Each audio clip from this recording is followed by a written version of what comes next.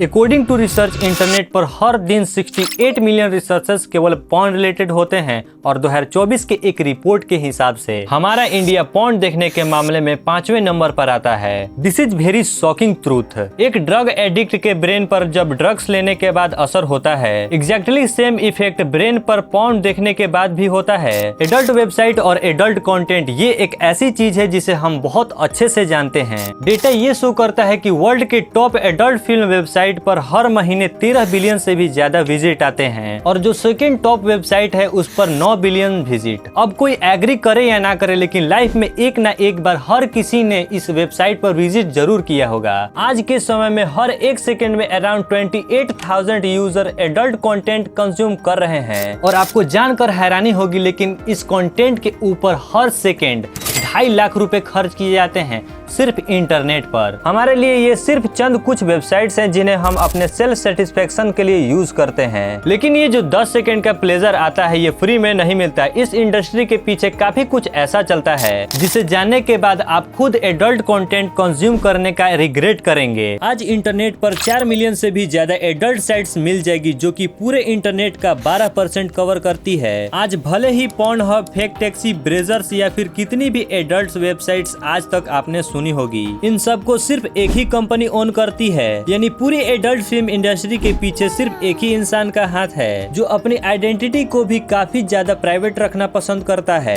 लेकिन आज की इस वीडियो में सिर्फ हम पॉर्न को ही ब्रेक डाउन नहीं करेंगे, बल्कि ये भी जानेंगे कि जो हमें 5 सेकेंड का प्लेजर मिलता है इसके पीछे क्या कॉस्ट होता है और आपके माइंड पर इसका क्या असर पड़ेगा। तो अगर आपको हमारा ये काम अच्छा लगता है तो प्लीज चैनल को सब्सक्राइब जरूर कीजिएगा। ये आपके लिए तो फ्री है, लेकिन इससे हमारी बहुत हेल्प होती है। 2000 में जब इंटरनेट मेन स्ट्रीम नहीं हुआ करता था, तब हर तरीके के कंटेंट को देखने के लिए लोग सीडी या डीवीडी का यूज किया करते थे। अब चाहे वो मूवी, टीवी शो या फिर एडल्ट कंटेंट ही क्यों ना हो, उस वक्त एडल्ट फिल्म इंडस्ट्री में एक कंपनी सबसे टॉप पर थी जो डीवीडी के थ्रू इस कंटेंट को सेल किया करती थी, और वो थी विविड एंटरटेनमेंट, जिनका ईयरली रेवेन्यू उस समय पे $100 मिलियन का था। लेकिन फिर year by year internet main stream होने लगा और यूट्यूब और विविड जैसे वीडियो शेयरिंग प्लेटफॉर्म भी लॉन्च हो गए। फिर 2005 से 2008 तक ही डीवीडी की सेल 86% तक ड्रॉप हो गई। मैट कीजर, स्टीफन मेनोस, फेरेन एंटन, ओसम यूसुफ। साल 2004 में इन 4 लोगों की ग्रुप इंटरनेट पर कुछ पैसे कमाने के लिए अलग अलग निशेस में वेबसाइट क्रिएट किया करते थे। उसी दौरान उन्होंने एडल्ट वेबसाइट भी क्रिएट की। उसे 2 सेगमेंट में रखा गया, पहला पे टू वॉच और दूसरा ट्यूब साइट्स यानी फ्री टू वॉच। लेकिन ट्यूब साइट पर सिर्फ री अपलोडेड कंटेंट अवेलेबल था, जिसके वजह से उन्हें बहुत सारे कॉपीराइट इश्यूज को फेस करना पड़ता था। इसी को सॉल्व करने के लिए इन चारों ने अपने एक प्रोडक्शन कंपनी बनाई जिसका नाम रखा ब्रेजर्स। दरअसल ये एक हॉलीवुड जैसा प्रोडक्शन कंपनी है, बट फॉर एडल्ट फिल्म। अब ट्यूब साइट को बहुत कम समय में बहुत ज्यादा सक्सेस मिल गई और उन पर बहुत ज्यादा ट्रैफिक जनरेट होने लगा, और सिर्फ साल 2007 तक ही ट्यूब साइट इंटरनेट को पूरी तरीके से डोमिनेट करने लगी। फिर उसी साल मैट कीजर ने $3000 में एक डोमेन नेम परचेज किया जिसका नाम था pornhub.com, जो कि एक बहुत बड़ी सक्सेस साबित हुई। फ्री एडल्ट कंटेंट का मतलब था ये वेबसाइट। ये वेबसाइट लोगों के बीच में बहुत तेजी से पॉपुलर होने लगा, साथ ही में ट्यूब साइट्स को भी बहुत अच्छी ग्रोथ मिलने लगी थी। तो अब इन चारों ने बिजनेस को सीक्रेट रखने के लिए और लीगल इश्यूज से बचने के लिए एक पेरेंट कंपनी फॉर्म की जिसका नाम था मैनविन, और सारी अपनी एडल्ट वेबसाइट को मैनविन के अंडर में इनपुट कर दिया। लेकिन फिर साल 2010 में कुछ इंटरनल डिस्क्लूजन के कारण उन्होंने अपनी सारी एडल्ट वेबसाइट को सेल कर दी और इन्हें खरीदा फेबियन थिलमैन ने। फेबियन थिलमैन मैन्स ऑफ कंपनी का ओनर था, जिसके अंडर में प्लेबॉय, वेबकैम जैसी और भी बहुत सारी एडल्ट वेबसाइट आया करती थी, और अब उसके पास पॉर्नहब, ब्रेजर जैसी बाकी की और भी ट्यूब साइट्स आ चुकी थी। यानी दुनिया में अब जितने भी एडल्ट कंटेंट अपलोड होंगे उसका सिर्फ एक ही ओनर था। फिर 2012 में फेबियन थिलमैन ने मैनविन और मैनसेफ इन दोनों कंपनी को मर्ज कर दिया और एक कंपनी बनाई मैनगीक। अब जितनी भी एडल्ट वेबसाइट हो या उनका प्रोडक्शन, वो सब एक ही कंपनी के हाथ में था जिसका नाम था मैनगीक। लेकिन ये कंपनी सारे एडल्ट कंटेंट को ओन करती थी। ये खुद को as a digital marketing company की तरह प्रेजेंट किया करते थे और अपनी सारी वेबसाइट को मिलाकर इनके पास अगले 170 सालों के लिए कंटेंट है। एडल्ट फिल्म इंडस्ट्री के बारे में ज्यादातर हेडलाइन या न्यूज देखने को नहीं मिलते, सो किसी को नहीं पता कि इस इंडस्ट्री के पीछे काम कैसे चलता है, क्योंकि ये इंडस्ट्री काफी सीक्रेटिव रहना पसंद करती है और ये काफी सेडी भी है। हमें अपने सामने सिर्फ कुछ फाइनल मिनट का ही कंटेंट देखने को मिलता है, जिसे सब लोग अपनी लत और फिजिकल नीड को पूरा करने के लिए यूज करते हैं। लेकिन इस इंडस्ट्री के काफी लोगों के हिसाब से ये आज तक का सबसे वर्स्ट इंडस्ट्री है काम करने के लिए।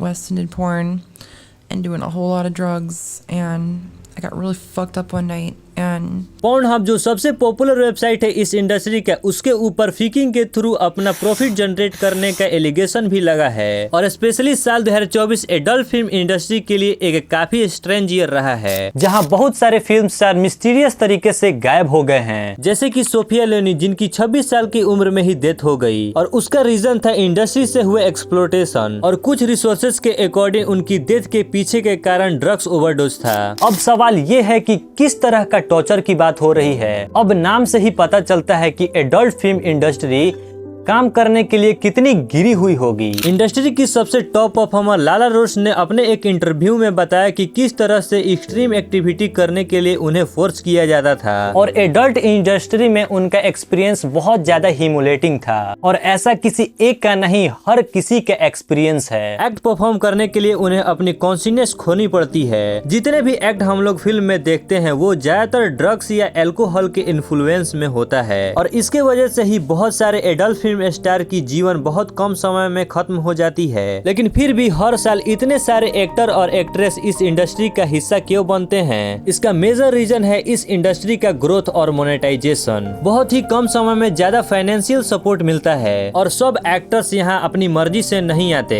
मेजोरिटी लोगों को यहाँ पर फोर्सफुली ट्रिक कराकर एंट्री कराया जाता है, यानी उन्हें एक्चुअल काम के बारे में डिस्क्लोज नहीं किया जाता। एड के थ्रू आई हुई मॉडल को कन्विंस करने का काम किया जाता था, और उन्हें बताया जाता था कि ये जो फिल्म शूट हो रही है इसे कहीं पर भी डिस्ट्रीब्यूट या अपलोड नहीं किया जाता था, लेकिन ऐसा नहीं होता था। इस वीडियो को पूरे इंटरनेट पर डिस्ट्रीब्यूट कर दिया जाता था। पोर्नहब पर हर साल 4 मिलियन फोटोज और वीडियोस अपलोड होते हैं, और इतने सारे कंटेंट को माइंडगीक के कुछ एम्प्लॉयज मैन्युअली एडिट किया करते थे।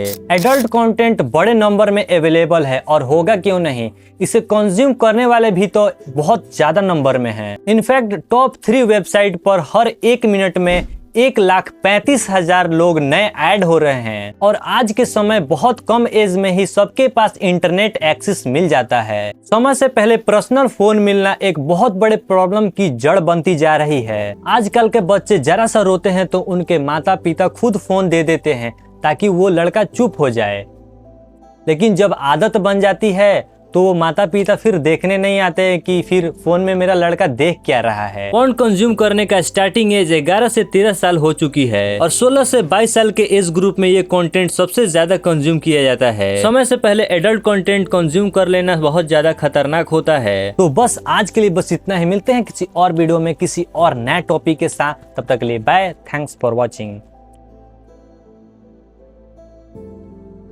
सब्सक्राइब दोस्तों, सब्सक्राइब।